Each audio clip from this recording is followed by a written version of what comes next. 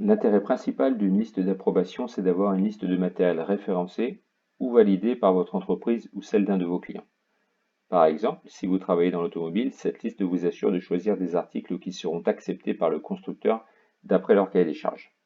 Ensuite, l'intérêt de cette liste plutôt qu'un fichier, Excel, PDF ou autre, c'est d'avoir une mise à jour en temps réel. En effet, le créateur de la liste peut la modifier et l'ensemble des personnes ayant accès à cette liste aura la modification également en temps réel.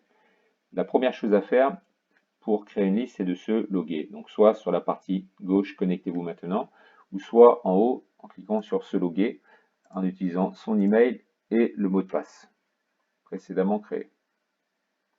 Une fois logué, il faut cliquer sur compte puis sur liste de validation. Nous avons deux onglets.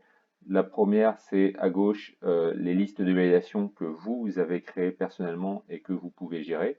Et à droite, les listes de validation d'autres utilisateurs sur lesquels on est inscrit. Donc ici, je vais créer ma liste de validation.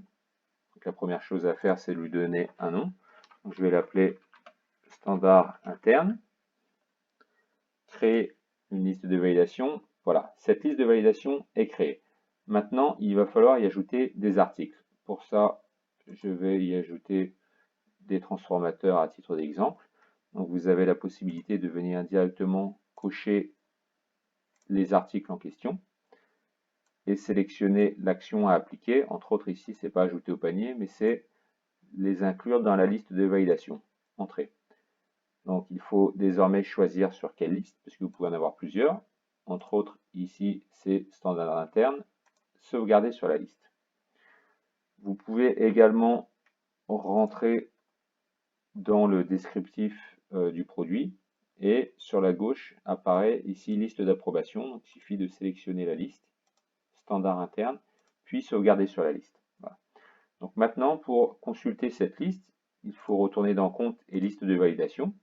Donc la liste que j'ai créée, standard interne, apparaît ici. Je peux voir une liste.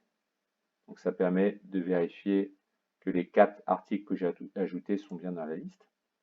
Vous avez également la possibilité de venir supprimer des produits de la liste ou supprimer la liste complète ou gérer une liste. Cet onglet gérer une liste permet de venir ajouter des utilisateurs pour que d'autres personnes puissent également avoir accès à cette liste. Donc il suffira de mettre l'adresse mail des personnes que vous souhaitez ajouter.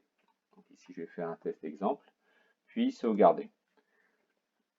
Un email de confirmation va être envoyé à cette personne et une fois que cette personne aura cliqué sur le lien, elle aura accès à votre liste de validation.